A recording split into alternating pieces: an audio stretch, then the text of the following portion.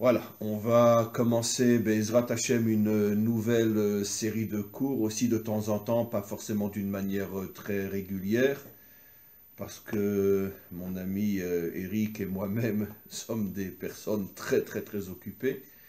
Mais on a décidé de faire une chavruta ensemble, c'est-à-dire une étude ensemble que bien sûr on transmet après sur le site. Et on est dans Parshat Trouma. Et Parshat Trouma est la paracha qui parle de la construction du Mishkan, du tabernacle ou tout simplement du temple du Beth Amikdash. Et je voudrais revenir en tant que, on pourrait dire une akdama, comment on dit une akdama en français? Une introduction. Une introduction. Grâce à Dieu, on oublie notre français, merci Hachem. Et donc, une sorte d'introduction qui peut-être va durer pendant tout le cours. Je ne sais pas si on arrivera à commencer ce passage du Zohar que j'aimerais bien que l'on commence malgré tout. Et je voudrais revenir sur une notion qui est très très très importante. Pourquoi finalement, c'est une notion dont on a souvent déjà parlé, finalement Israël rentre et s'installe sur sa terre à l'époque de Yahushua. Et c'est seulement 500 ans après que le Beth Amikdash, que le temple à Jérusalem est véritablement construit. Et bien sûr, tous les commentaires se posent la question, mais pourquoi il faut attendre 500 ans? Et même, pas seulement le temple est construit après 500 ans, même la capitale, Jérusalem, n'était pas du tout reconnue comme étant une capitale jusqu'au moment où le temple est construit. En même temps, Jérusalem devient la capitale. Et en vérité, la réponse, on l'a déjà plus ou moins donnée, c'est parce que tant qu'il n'y avait pas de roi, tant que le peuple juif n'avait pas encore sa malchoute, sa royauté, c'est-à-dire son institution qui lui permet de se construire véritablement, car comme on sait, j'imagine que tu le sais aussi, pendant toute la période des juges, nous n'étions pas une nation unie. Chaque tribu était une sorte de petit peuple, et on voit des choses absolument effarantes dans la Bible, dans le Nar, que des fois une tribu était attaquée et les autres ne réagissaient pas. Elles ne réagissaient pas. Comme s'il y avait 12 peuples. Pourquoi? Parce qu'il manquait justement la malchoute, qui est cette force qui unit la nation. Il est vrai sur le plan matériel, surtout sur le plan politique, sur le plan économique, sur le plan social, sur le plan militaire. Et c'est seulement quand va venir le vrai roi, qui est le roi David, qu'il va désigner Jérusalem comme étant la capitale et il va préparer le terrain à la construction du temple qui va être construit réellement à l'époque de son fils. Mais la construction commence déjà à l'époque du roi David, il ramasse de l'argent, il met l'argent de côté et surtout il achète l'endroit où va être construit le futur temple. Et donc qu'est-ce qu'on voit de là? On voit de là que finalement, c'est une notion dont je parle souvent ces derniers temps, je ne sais pas pourquoi, mais il y a des périodes comme ça où on est plus sensible à certains sujets que d'autres. On voit que finalement, le temple, bien évidemment, représente d'une certaine manière la lumière d'Hachem. Mais dans la Torah, on voit quelque chose, un enseignement absolument fabuleux. Hachem ne voulait pas se révéler à l'intérieur de nous, véritablement. C'est vrai, il y avait le Mishkan qui était à Shiloh, mais ce n'était pas encore véritablement le vrai dévoilement qui ne peut se produire que véritablement avec le Beth Amikdash, le temple, et surtout dans la capitale à Jérusalem. Donc j'étais en train de dire que Hachem ne voulait pas que sa lumière se dévoile à l'intérieur du peuple juif avant que le peuple juif ne se construise réellement en tant que nation. Et seulement à partir du moment où arrive le premier vrai roi qui est David, et que la nation commence à se construire véritablement sur toutes ces fondations, on pourrait dire, toutes ces structures qui permettent à une nation d'être ce qu'elle est, sur le plan politique, sur le plan économique, sur le plan social, sur le plan militaire. Seulement à partir du moment où les structures, on pourrait dire, matérielles de la nation commencent à être construites, à ce moment-là, Hachem demande à ce qu'un temple soit construit. Comme pour nous faire comprendre que la véritable place d'Hachem, c'est à l'intérieur d'un monde matériel construit qui lui sert de réceptacle pour que sa lumière puisse se dévoiler. Mais si on construit le temple avant que la nation soit construite, alors on tombe dans ce que j'appelle moi, et je ne suis pas le seul, mais j'en parle souvent ces derniers temps, on tombe dans ce qu'on appelle la religion. Et la religion, c'est quoi? Finalement, c'est une fuite par rapport à ce monde. C'est une sorte, comme le disait Marx, une sorte d'opium qui ne s'adresse qu'à des gens qui ont peur de ce monde, qui ne font rien dans ce monde et qui ont besoin d'un refuge et qui s'inventent un fantasme qu'on appelle la religion. Et je voudrais juste rajouter, avant de te laisser la parole, Eric, sur ce point-là, que c'est le secret fondamental, je le dis avec beaucoup d'émotion, parce que c'est un secret dont on pourrait parler pendant des millénaires. C'était ça l'intention réelle de Lavan, comme on va le lire, pas ce que Lavan a fait, mais on va lire justement l'histoire de Léa et de Rachel. Normalement, le Seder, l'ordre devait être que d'abord, Yaakov épouse Rachel, ce qui était prévu, et après il épouse Léa. Parce qu'en vérité, le Zohar explique dans des dizaines d'endroits que Léa était, oui, prévue, mais en deuxième position. Comme on va le voir dans le Zohar, Léa représente le monde d'en haut, le monde spirituel, et Rachel le monde d'en bas, la Malchut. Et quelle était l'intention de Lavan, qui a d'une certaine manière détruit le peuple juif jusqu'à la délivrance finale? C'est qu'en mettant Léa avant Rachel, il a fait rentrer la spiritualité à l'intérieur du peuple juif avant que le peuple juif ne soit réellement construit dans ses bases, on pourrait dire, matérielles et nationales. Et ce qui a fait que finalement la spiritualité est devenue une religion. Et d'une certaine manière, la religion non seulement est un mensonge, mais en plus détruit le monde, parce qu'elle empêche le monde de se construire. Et c'est pour ça que la délivrance se fera d'abord Mashiach ben Yosef et après Mashiach ben David. Mashiach ben Yosef qui, comme on le sait, construit d'abord les structures de la nation, c'est toute la période qu'on est en train de vivre. Et après, une fois que la nation aura retrouvé sa force sur le plan matériel et national, à ce moment-là, on peut faire rentrer la lumière d'Hachem dans le peuple, et cette lumière n'est plus une religion, mais au contraire, elle rentre à l'intérieur des structures matérielles de la nation. Et c'est ça la Torah authentique. Derech Agav, pour terminer, c'est exactement de cette manière-là que l'homme a été créé. D'abord le corps, et une fois que le corps a été créé, à ce moment-là, Hachem a fait rentrer l'âme dans le corps, de manière à ce que le corps ne fuit pas la réalité, puisque c'est non seulement le corps est créé avant l'âme, mais en plus c'est l'âme qui rentre dans le corps. L'absolu contraire d'une religion qui nous fait fuir dans les églises, dans les synagogues, dans les temples, etc., qui nous fait fuir ce monde. Et depuis des millénaires, depuis que Lavan a mis Léa avant Rachel, il a fait rentrer on pourrait dire dans le subconscient du peuple juif, la notion de religion, de spiritualité, qui fait que jusqu'à aujourd'hui, on en est témoin, des dizaines, des centaines de communautés religieuses sont encore éparpillées partout dans le monde et ne comprennent pas qu'il faut revenir en Israël. Ça a été la faute des explorateurs. La faute des explorateurs qui étaient les représentants spirituels du peuple juif et qui n'ont pas voulu rentrer sur la terre d'Israël. Pourquoi? Parce qu'ils vivaient dans une telle boule spirituelle dans le désert où ils étaient pris en charge entièrement par Dieu. Et toute la journée, il ne faisait que se consacrer à des actions spirituelles. Il n'avait pas envie de se retrouver en train de conduire un tracteur pour labourer les champs. Et c'est considéré comme la plus grande faute, pire encore que la faute du veau d'or, la plus grande faute que le peuple juif ait fait.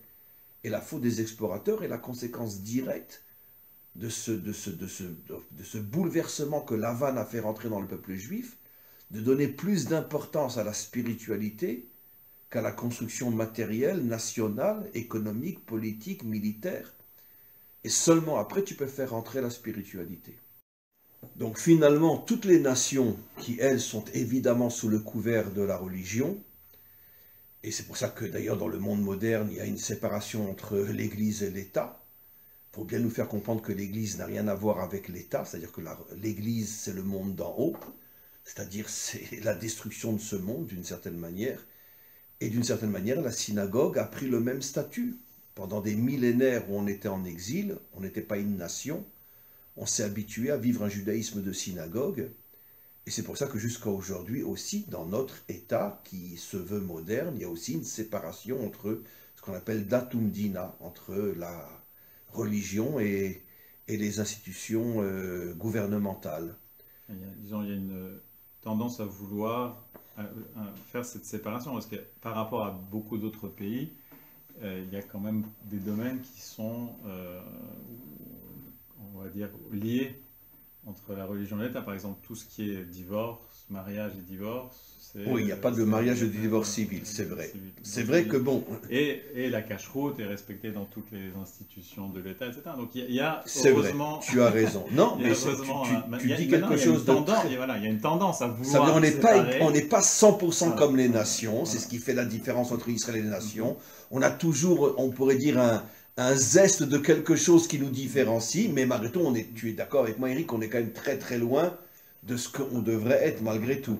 Il devrait y avoir, voilà, il devrait y avoir cette fusion finalement entre l'âme et le corps. Le corps, c'est la dimension matérielle dans laquelle rentre l'âme. D'ailleurs, c'est ce que dit le verset. Ve'asuli migdash, ve'shachanti betochan. Vous me faites un temple et je réside parmi vous. Et tu sais très bien ce que disent nos maîtres. Le verset aurait dû dire, faites-moi un temple pour que je réside en lui. Non. Si vous me faites un temple, je résiderai parmi vous. Ça veut dire dans votre vie matérielle, profane, du tous les jours. Mon but n'est pas de rester dans le temple. Mon but est de rentrer en vous, dans vos activités matérielles de la vie de tous les jours. Ça, c'est la véritable Torah qui est l'absolu contraire d'une religion. Alors, on va commencer le texte maintenant. Eric, tu vas lire Rabbi Shimon Patar. Rabbi Shimon Patar. Mizot anishkafa כמו שחר, יפה כלבנה, ברה כחמה, איומה כנתגלות. מי זאת? רזה דיטרן אלמין, מתחברן כחדה, ודאו עולם ועולם. Alors, on va s'arrêter là. Alors, donc le verset dit, Mizot anishkafa. Qui est celle, Mizot, qui est celle que l'on peut voir, qui est Kemo shachar. Alors il faut savoir qu'en hébreu biblique, le mot shachar en hébreu moderne, ça veut dire le matin, mais ça vient du mot shachor, qui veut dire noir, l'obscurité. C'est-à-dire le shachar fait allusion aux premiers instants du matin, quand il fait encore en vérité tout noir. Comme shacharit. Voilà, shacharit, ça veut dire en vérité le noir. Donc c'est le matin, on commence à sortir de la nuit, mais c'est le petit matin. Donc le verset dit, Mizot anishkafa, qui est celle qu'on voit, Kemo shachar, elle est d'abord comme quelque chose de très obscur, et puis après, Yafa kalevana, elle devient belle comme la lune, comme la pleine lune, donc on voit déjà plus de lumière. Barakechama, après elle devient éclairée comme le soleil, donc elle passe de l'obscurité à la lune, de la lune au soleil. Ayuma kenikdalot, et après elle devient puissante comme des murailles. Bon, c'est un verset évidemment qui cache un secret absolument incroyable. On va essayer d'avancer un petit peu. Mais d'abord, le Zohar s'arrête sur l'expression mizot, que nous avons traduit par qui est-elle. Mais comme on le sait, le mi fait allusion au monde d'en haut et le zot fait allusion au monde d'en bas. Alors, regarde, on va lire alors. Raza des trinalmin. Le mi et le zot font allusion aux deux mondes. Ben, regarde ce que dit le Matok Midvash. Em sod. Em sod shne olamot. Shehem Lea verachel. Shekol achat hi olam bifne atzma. Alors, Léa Nikret. Mi, Rachel Nikret Zot. Voilà. Alors, qu'est-ce que le Matok explique? Mi Zot, nous on a traduit bien sûr qui est-elle, mais en vérité le Zohar explique que le mi fait allusion à un monde en soi, le Zot fait allusion à un monde en soi. C'est les deux mondes, les deux épouses de Yaakov, qui en vérité représentent le monde d'en haut, Léa, la Bina, c'est le monde, on pourrait dire le monde de la spiritualité, et Rachel, Zot, représente le monde de la matérialité. Et donc Yaakov est arrivé, d'une certaine manière, en épousant les deux femmes, il a voulu faire, on pourrait dire, l'union entre le monde d'en haut et le monde d'en bas, sauf que, comme on l'a expliqué, Lavan l'a trompé, en mettant Léa avant Rachel, en donnant plus d'importance à la spiritualité qu'à la matérialité. Ce qui est une très très très grave erreur, puisqu'encore une fois, la spiritualité, sa véritable place, c'est dans la matérialité, et pas au-dessus ou en dehors de la matérialité, la séparation entre l'Église et l'État. Et donc Lavan est arrivé à retarder la délivrance pendant des millénaires, à cause du fait qu'il a finalement changé les structures de l'ADN de ce qu'aurait dû être le peuple juif. Mais quoi qu'il en soit pour l'instant, donc qu'est-ce qu'on explique ici? Que Léa, encore une fois, représente le monde d'en haut, Rachel représente le monde d'en bas. Continue, Mitrabrim Kechada. כי לפעמים לאה נכללת ברחל ולפעמים רחל נכללת בלאה ושתיהם נעשות פרצוף אחד. Alors, qu'est-ce qu'il dit? Mitrabrim Kechada. Le but de ces deux mondes, c'est d'être liés l'un à l'autre, d'être ensemble. Mais regarde, c'est très intéressant. Comment tu comprends ce qu'il dit? Dans l'union entre Rachel et Léa, c'est pas une union, on pourrait dire, on se tient comme ça, toi tu es là, moi je suis là, et non. L'union, elle est très particulière. Regarde ce qu'il dit. Qu'il est famim Léa nichlelet berachel. C'est des fois Léa qui rentre à l'intérieur de Rachel. Et les famim Rachel nichlelet beléa. C'est Rachel qui rentre dans Léa. C'est-à-dire que la véritable union, c'est pas qu'on est unis comme je te tiens la main, mais tu es là et moi je suis là. C'est que des fois je rentre en toi et des fois tu rentres en moi. Comment tu comprends ça? Parce que, bon, le Matok explique le Zohar, mais comme tous les maîtres d'Israël, ils en cachent beaucoup plus qu'ils en dévoilent. Comment tu comprends dans la vie de tous les jours que des fois c'est Rachel qui rentre? C'est ça la véritable union. Des fois c'est Rachel qui rentre dans Léa, et des fois... Alors, encore une fois, Léa c'est le monde spirituel, Rachel c'est le monde matériel. Alors, qu'est-ce que ça veut dire concrètement? C'est quoi l'union des deux? On peut le prendre comme l'inspiration. C'est-à-dire que des fois, c'est le spirituel qui inspire le matériel et le conduit. Des fois, c'est le matériel qui va aider le spirituel à véritablement avoir la juste conduite. C'est très bien je comprends le début de ce que tu dis, que des fois, c'est l'inspiration spirituelle qui amène à la matérialité. Pendant des millénaires, on a dit l'an prochain à Jérusalem. C'est une aspiration spirituelle qui s'est concrétisée après. Non, toutes les valeurs. Mais le contraire. Doivent guider la conduite maintenant. Comment tu dis que le matériel peut des fois conditionner le spirituel? La halakha, elle est fixée en fonction du matériel. C'est-à-dire celui qui fait un psak, il doit tenir compte des conditions matérielles, de la situation, de la génération. Bravo. Et que des fois, selon la situation matérielle, le psak peut changer. On sait très bien que c'est de la différence. Pourquoi est-ce qu'on a besoin d'un posek et pas, on ne peut pas juste ouvrir le Shulchan Aruch? C'est parce que deux personnes peuvent se présenter au Rav avec exactement le même problème. Mais selon qui il a en face de lui, il va trancher différemment parce que il peut être la Kula, la Khumra, en fonction de... Donc je reprends les déclins parce qu'elle est extrêmement juste. C'est que quand Rachel est dans les A, ça veut dire que c'est parfois la dimension spirituelle qui va être le moteur d'une réalisation matérielle. Alors, si on prend le... Puisque Rachel s'annule dans les A. Si on dit que Rachel est dans les A, c'est-à-dire que la dimension matérielle s'annule dans la dimension spirituelle. La question, c'est justement, quand on est nichlal, qu'est-ce que ça veut dire? Parce que souvent, le fait on est absorbé par. Mais des fois, c'est d'être yoter pnimi. Alors, qu'est-ce que tu veux dire? Dans un moment, au contraire, celle-là, ce serait l'inspiration. Si c'est vraiment tu le comprends comme ça, toi. D'accord, on peut le comprendre comme ça aussi. C'est-à-dire que quand Rachel rentre dans Léa, c'est une différence entre les Kalel et les... Non, on peut le comprendre comme ça aussi. On peut le comprendre comme tu le comprends. Moi, je ne l'avais pas vu comme ça. Ça, c'est la différence. Parce que dans les sphirotes, elles sont toutes l'une dans l'autre. Et quand celles qui sont bleuter pnimiotes, elles sont plus élevées. Non, ça c'est peut-être la... je vais dans ton... C'est peut-être encore autre chose. Hein. Faudrait Après, voir. Moi, je vais dire quelque chose d'autre, mais je reprends sur ce que tu dis, parce que ce que tu dis est très juste. Donc toi, tu expliques que quand Rachel est dans les A, ça veut dire qu'en vérité, elle est dans l'intériorité de Léa, ce qui veut dire qu'elle devient le moteur, puisque c'est l'intériorité qui est le moteur de l'extériorité. Comme l'âme, en nous, c'est elle qui nous donne la vie, qui donne la vie au corps. Quand l'âme nous quitte, le corps est inerte, il ne bouge plus. Comme l'électricité dans un téléphone, dans n'importe quelle machine, qui est intérieure. Donc quand Rachel rentre dans Léa, ce qui veut dire que c'est la dimension matérielle qui inspire la dimension spirituelle. Ça veut dire, comme tu as donné l'exemple, on peut pas se permettre dans toutes les générations, dans tous les temps et dans tous les endroits, d'accomplir la Torah à la lettre telle qu'elle a été donnée il y a 4000 ans. Et donnons un exemple simple, la polygamie.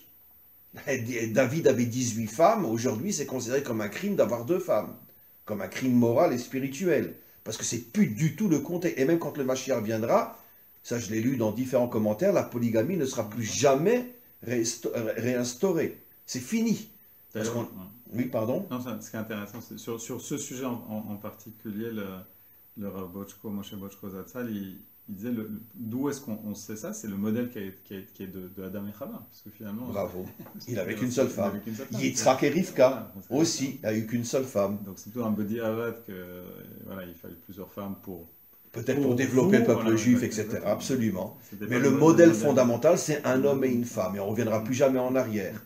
Mais ça a changé à partir d'un certain moment où les maîtres d'Israël se sont rendus compte que, allez, ça suffit maintenant. Ça suffit. Voilà. Et il y a quantité d'autres choses que les maîtres d'Israël ont changé. Parfois ont enlevé, ou des choses qu'ils ont rajoutées aussi. Le digne des enfants qui sont nés à 8 mois, etc. C'est des choses qui aujourd'hui ne sont plus du tout. Voilà, parce qu'aujourd'hui la science fait que. Voilà. Effectivement. Donc c'est très intéressant ce que tu dis. Ça veut dire que. C'est vraiment ce que j'ai dit dans l'introduction. On ne peut pas se permettre d'avoir une spiritualité qui plane au-dessus de la réalité. C'est ça ce que ça veut dire que Rachel rentre dans Léa. C'est-à-dire que Rachel conditionne Léa. Donnons un autre exemple que souvent je rapporte, toujours dans ton sens à toi. La Torah parle effectivement de peine de mort. D'accord? Mais déjà avant la destruction du deuxième temple, nos maîtres avaient aboli la peine de mort. Il avait déjà 50 ans avant la destruction du deuxième temple, alors qu'on était encore sur notre terre. Nos maîtres ont aboli la peine de mort. Il y a des raisons à ça, mais peu importe, ils l'ont aboli. Pourquoi? Parce qu'ils ont compris que le contexte était tellement différent qu'on ne peut plus accomplir la peine de mort. Pourtant la Torah en parle, il n'y a plus de peine de mort. Il n'y a plus. Si Hachem veut régler ses comptes avec quelqu'un, qu'il le fasse lui, mais nous pas. Nous, on refuse d'être son bras long pour accomplir ça. Et dans d'autres religions, comme l'islam ou d'autres, on continue jusqu'à aujourd'hui. Ça veut dire que on ne laisse pas la spiritualité devenir une dictature. C'est le monde qui gère, le monde et Sarah qui gère la spiritualité. Bon, entre nous, toi et moi, ce qu'on dit est très dangereux, parce que c'est l'origine de la réforme, du judaïsme libéral. Mais toute vérité a un mensonge, évidemment. Toute vérité, lorsqu'on l'exagère, devient un mensonge. C'est ce que disent nos maîtres. Tout mensonge qui n'a pas une part de vérité en lui n'est pas un mensonge. C'est ça un vrai mensonge. Donc le judaïsme libéral, c'est pousser cette notion à l'extrême. D'ailleurs, c'est pour ça qu'on dit on ne peut pas imposer une chumra, une takana à un tzibour s'il n'est pas capable de l'accomplir. Bravo. Donc, il faut le traduire en français. On ne peut pas imposer une loi à une communauté si on sait à l'avance qu'elle ne pourra pas la supporter. Voilà. Donc ça, c'est Rachel qui rentre dans Léa. Maintenant, Léa qui rentre dans Rachel, la dimension spirituelle qui, elle, va devenir le moteur de la dimension matérielle. Ça, un exemple concret. Ça, c'est plus traditionnel. C'est la façon de se comporter dans la vie de tous les jours, dans les affaires. Comme on est censé se comporter. On est censé se comporter. Voilà, parce que, bon. Selon les valeurs, en respectant les mitzvot, etc. Ça, c'est le chemin traditionnel de la C'est intéressant ce que tu dis. Parce qu'en vérité, le côté le plus difficile, c'est Léa dans Rachel. Léa dans Rachel, c'est-à-dire dans ma vie matérielle. Mon moteur et ma dimension spirituelle, c'est le plus difficile. Léa dans Rachel, c'est le plus difficile. C'est magnifique comme tu as expliqué. Ça veut dire que c'est ça la véritable union. C'est pas encore une fois que la spiritualité d'un côté, la matérialité de l'autre, puis on se tient la main. Non! C'est-à-dire que chacun, il y a des moments où c'est l'un qui rentre dans l'autre et l'autre qui rentre dans l'un. C'est magnifique. Ça veut dire encore une fois, je répète parce que c'est très fort. Rachel qui rentre dans Léa, ça veut dire on ne laisse pas la spiritualité devenir une dictature. Et Léa qui rentre dans Rachel, on ne laisse pas la matérialité nous escater sur le plan moral et spirituel. Bravo. Alors moi, je voulais juste rajouter une chose qui complète, mais en tout cas, ton explication, elle me plaît plus que ce que je voulais rajouter moi. Elle est vraiment magnifique. Moi, je voulais rajouter aussi un autre exemple dans la vie de tous les jours, que des fois, c'est Rachel qui rentre dans Léa. Ça veut dire, donnons un exemple simple. Je donne un exemple très simple. Un soldat, avant de partir au combat, si c'est un soldat croyant, d'accord? On en a, Bourg Hachem, dans notre pays des milliers. Il sait qu'il va devoir rentrer à Gaza ou je ne sais où, au Liban. Ben, il ouvre un livre de psaumes et il prie et il s'annule complètement devant Hachem. Hachem, je t'en supplie, protège-moi, donne-moi les forces, donne-moi... Il s'annule complètement. Et puis après, quand il ferme son livre et qu'il rentre sur le combat, ben, il est là, avec toute sa réalité corporelle et son intelligence et sa volonté, etc.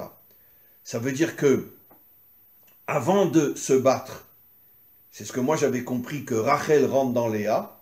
Ça veut dire que sa dimension matérielle s'annule à l'intérieur de la dimension spirituelle. Et après, quand il est au combat, bien sûr que la dimension spirituelle l'accompagne, mais elle est cachée à l'intérieur de la dimension matérielle. On peut comprendre comme ça aussi. C'est vrai aussi. Mais quoi qu'il en soit, que ce soit comme tu l'as dit toi ou comme je le dis moi, les deux choses se complètent. L'idée fondamentale de ce que dit le Zohar ici, c'est que l'union entre Léa et Rachel, entre la dimension spirituelle et matérielle, c'est quand chacune comprend qu'elle a besoin de l'autre. Et que l'autre, qui est à l'extrême opposé, c'est elle qui va l'inspirer. Comme tu as expliqué, je reviens sur ton explication à toi qui est meilleure que la mienne, que c'est la dimension matérielle qui parfois devient l'âme de la dimension spirituelle, ou la dimension spirituelle qui est l'âme de la dimension matérielle. C'est exactement ça. Alors, on continue. Alors, Veda. Veda hu olam ve'olam. Qu'est-ce qu'il dit le Matek? Oui. Nemar min haolam ve'ad haolam. Mufresh me'echan zachta le'a. שתקרא מי, ואמר כי מילת מי, הוקימנה, הרי העמדנו אותה דרגה עילאה לעילה. שהיא מדרגה עליונה למעלה מזון, זכר נקבה, והיא אימה עילאה, זה הבינה. שירותה דקיימה שעלתה ויקרא מי, והיא פרצוף הראשון העומדת לשאלה ונקראת מי. כי כן פשט המילה ששואל מי הוא ואין משיב. כי מרוב, encore cette phrase-là, כי מרוב העלמתה אין השגה בעצמיותה. Magnifique. Alors pourquoi la Bina s'appelle Mi? Comment tu l'as compris? Maintenant il faut expliquer en français ce qu'on vient de lire. Pourquoi la Bina s'appelle Mi? Parce qu'elle fait allusion à quoi? Mi, ça veut dire quoi? Quand tu demandes qui tu es, sur qui tu dis Mi? Quand tu ne sais pas qui est en face de toi. Ou qu'est-ce que c'est cette chose-là? Qui es-tu? Qu'est-ce que c'est? Mais le Zohar rajoute, on pose la question mais il n'y a pas de réponse. C'est comme si tu demandes à quelqu'un, mais qui es-tu? Il ne te répond pas. Pourquoi il ne te répond pas? Parce qu'il ne peut pas te répondre. Parce que sa véritable identité est tellement, tellement voilée par rapport à toi que tu ne peux pas savoir. Donc toi tu lui dis, mais qui es-tu? Il ne te répond pas. Ou on peut donner un exemple, un enfant qui se trouve devant un ordinateur. Bon, aujourd'hui, un enfant, il en sait plus qu'un adulte, mais bon, peu importe. Un enfant de 3 ans qui est devant un ordinateur, il ne sait pas par où commencer. Et l'ordinateur ne peut pas lui expliquer à un enfant de 3 ans comment je fonctionne. Donc l'enfant, il va dire à papa, papa, mais comment ça marche? Je ne peux pas t'expliquer, mon fils, trop compliqué pour toi. Dans 2-3 ans, tu comprendras. Donc, Mi fait allusion à une question qui reste sans réponse. Pourquoi le monde spirituel, c'est une question sans réponse? Ça aussi, c'est fabuleux, c'est... Oh, moi, je dis toujours, le Zohar, c'est quelque chose de... C'est inimaginable. Inimaginable, les secrets authentiques qu'il y a dans le Zohar. C'est... Pourquoi la spiritualité authentique s'appelle Mi? Pour te faire comprendre quoi? Qu'en vérité, ne pense pas que tu peux avoir la mainmise. La mainmise. Tu n'as pas de prise.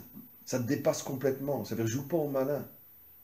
Je comprends, je suis un représentant de Dieu, je suis son représentant sur terre, je suis son chaliard, son envoyé, comme dans toutes les religions. Et malheureusement chez nous aussi, que certains grands se prennent pour la voix d'Hachem. Non. La véritable dimension spirituelle est complètement au-dessus de l'homme. On peut juste dire, mais c'est quoi? On n'a pas de réponse. C'est pour ça que dans le Zohar, dans d'autres endroits, le Zohar appelle Léa Alma Deit Kassia, le monde caché, et Rachel s'appelle Alma Deit Galia, comme on va le voir, le monde dévoilé. Et c'est un monde caché. L'homme doit avoir cette humilité de comprendre que même si par rapport à nous, il est grand, il a étudié énormément, etc., mais par rapport à l'essence de la sagesse d'Hachem et de la spiritualité d'Hachem, aucun homme ne peut arriver. Tu sais qu'on dit sur Moshe Rabbeinu que Moshe Rabbeinu n'a atteint au niveau des sphirotes que Netzar. Ça veut dire que par rapport aux 10 sphirotes, même Moshe Rabbeinu n'a atteint que, donc Malchut, Yesod, Netzar Od. Il a atteint que la troisième du bas vers le haut. Quatrième, je crois. La quatrième, pardon, excuse-moi, la quatrième. Ça veut dire qu'il y a encore 6 sphirotes, 6 dimensions qui sont encore complètement au-dessus de Moshe. Et pourtant, c'est Moshe. Ça fait aussi allusion au Mis et Gematria 50. Ce sont 50 portes de la Bina. Oui, on dit que la Bina a 50 portes. Voilà, ce 50e niveau, c'est celui qui est au-dessus du 7x7. Et c'est pas effectivement quelque chose que Moshe a atteint de son non, on dit qu'il n'a pas pu atteindre les 50 niveaux de la Bina. C'est quand il est mort qu'il au moment de sa mort, il l'a atteint. Mais déjà, quand il ne pouvait plus être dans ce monde. C'est ça, absolument. Par contre, la Torah a été donnée le 50e jour après la sortie d'Égypte. Comme pour nous dire que dans la Torah se cache la lumière de la Bina. Et qui se dévoilera avec le Mashiach. C'est la différence entre la Torah Missinaï et la Torah Mitzion. Qui Mitzion Tetse Torah. Tous les commentaires pour une question, c'est faire quoi? La Torah va sortir de Tzion. Mais elle a déjà été donnée sur le mont Sinaï. Une des réponses parmi des milliards est de dire qu'en vérité, la Torah que nous avons reçue sur le mont Sinaï, ce n'est que l'extériorité de la Torah. Parce que la 50e porte de la Torah, qui est en vérité l'essence de la Bina, est encore complètement voilée. Même Moshe ne l'a pas atteint, cette porte-là. Et elle commencera à se dévoiler sur le mont Sion avec la venue du Mashiach. Que la 50e porte va se dévoiler. Mais comment tu comprends encore enfin, moi, cette notion me parle énormément que dans la vie de tous les jours, si on comprend que la spiritualité vraie, authentique, elle dépasse complètement l'homme, ça veut dire on n'autorise aucun homme à venir et dire, voilà, moi je suis le représentant de Dieu, ou le fils de Dieu, en vérité, c'est quoi le fils de Dieu? Ça veut dire, c'est l'extrême absolu contraire de ce que nous dit le Zohar ici. Aucun homme ne peut arriver à l'essence de la sagesse d'Hachem. C'est pour ça que cette sagesse-là, on l'appelle Mi, qui tu es, mais on n'a pas de réponse. Même le Mashiach lui-même, même si le Mashiach va dévoiler les 50 portes de la Bina, mais c'est après au-dessus de la Bina, il y a la Chokhma, il y a le Keter, et puis encore d'autres mondes. Tout ça, c'est quand on dit Bina, Chokhma, Keter, dans le monde de Hatzilut. Mais au-dessus du monde de Hatzilut, il y a le monde des Nekudim, Akudim, il y a le Hariranpin, enfin bref, Bekitsu, sans vouloir faire le malin, il y a des mondes infinis au-dessus de Hatzilut. C'est-à-dire que même le Mashiach lui-même va dévoiler la 50e porte de la Bina. Mais même dans le monde dans lequel le Mashiach va se trouver, il y a encore au moins 2 sphirotes qui sont au-dessus de lui, Chokhma et Keter. Et on ne nous dit pas qu'il va atteindre ces 2 sphirotes. C'est-à-dire que quel que soit l'homme, même le Mashiach, aucun homme ne peut dire j'ai la main mise sur la spiritualité d'Hachem. Elle restera toujours Mi, elle s'appelle Mi, constamment. Qui es-tu? Il y a une prise de conscience, ou en tout cas une reconnaissance très difficile pour l'homme, qui se caractérise normalement par son sechel, enfin pour beaucoup de rachas. Par son intelligence. Par son intelligence, c'est d'admettre qu'il y a des choses qu'il n'arrivera jamais à atteindre. C'est ça la notion d'infini. Oui, je progresse sans arrêt, mais jamais je suis propriétaire de la lumière d'Hachem. On le voit, dans les 10 commandements, c'est marqué, on ne doit pas utiliser son nom en vain. On le voit concrètement dans la Torah, on ne peut pas prononcer le nom d'Hachem tel qu'il est écrit. On n'a pas de maîtrise sur le nom d'Hachem. Et Bichlal, si on voit dans la Kabbalah, tous les noms même qu'on connaît d'Hachem, même le Hachem Mufarash, ne sont encore que des manifestations extérieures, puisque si on devait vraiment l'appeler, ce serait le Ensof Baruch Hu, oui, le sans limite, l'infini. Donc, par définition, l'infini ne peut pas être défini, donc il n'y a pas de limite, il n'y a pas donc de prise sur l'infini. Et ce début de cet infini, c'est effectivement la Bina, qui est au-dessus du 7, au-dessus de la nature. Le 7 qui est la nature, le monde a été créé en 7 jours. Bien, on continue encore un petit peu. Donc on a expliqué que la Bina s'appelle Mi, ça veut dire que la vraie spiritualité est complètement au-dessus de l'homme, et aucun homme n'a le droit de dire « je représente Dieu », puisque tu représentes que toi-même. Et Sheruta de Kaima Bishel voilà. Mi. Voilà. Voilà. Les Sheela, c'est ça. Donc la Bina est la première des sphirotes du haut, qui sont déjà complètement au-dessus de l'homme. On ne peut que lui poser la question, mais qui es-tu? Mais sans réponse. Kiken Pashat Amila Sheshoel Mi'u Ve'en Meshiv. Donc comme tu l'avais lu, il n'y a personne qui va nous répondre. Ça veut dire quoi? Ça veut dire que tu n'auras jamais une réponse complète. Kimerov Almata, car ces niveaux-là sont tellement cachés, En Asaga Beatzmiuta, que personne ne peut atteindre l'essence véritable de la lumière d'Hachem. Rak Mashei Mitlavshet Bezun. Tu ne peux recevoir que des rayonnements. Comme le soleil qui envoie des rayonnements, mais on ne peut pas s'approcher de son essence, on disparaîtrait. Donc, la Bina envoie des rayonnements dans notre monde. Ben, la Torah, c'est un rayonnement de la Bina. Mais ce sont des rayonnements. Mais l'essence, personne ne peut l'atteindre. Zun, ça fait allusion, comme tu l'as expliqué, au monde masculin-féminin, qui est, on pourrait dire que ce sont les deux qualités essentielles dont l'homme a besoin, la compréhension et la émouna, la foi en français.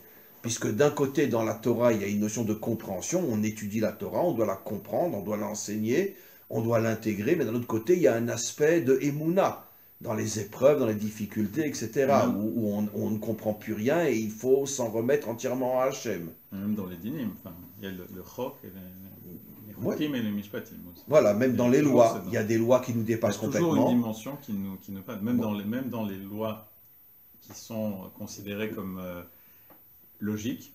Il y a toujours des aspects qui nous dépassent, absolument. Qui nous dépassent. Voilà, pourquoi on ne mélange pas le lait et la viande? Même Chazal s'étonne et dit, je ne comprends pas, la viande est permise, le lait est permis, mais dans les deux ensemble, c'est interdit. Même nos maîtres disent, c'est incompréhensible, c'est une loi qui, effectivement, fait partie de la dimension. Alors, la dimension qu'on ne comprend pas s'appelle masculine, et la dimension qu'on comprend s'appelle féminine.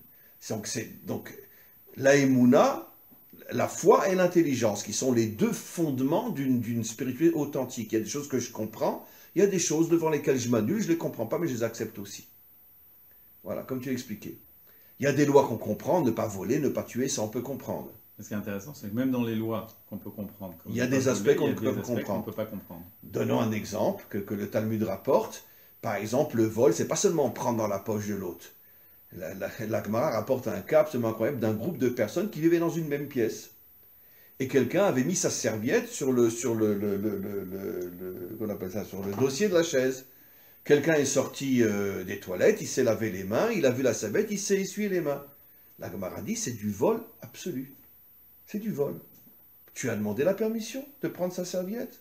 Ah, on est tous copains, on est ensemble. Non, non, non, non.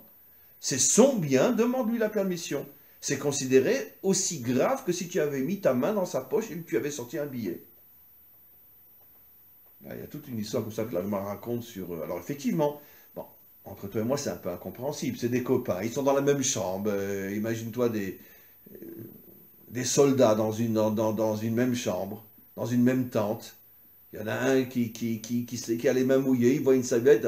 On dit c'est du vol. Bon, je peux comprendre, tu aurais dû demander, mais du vol?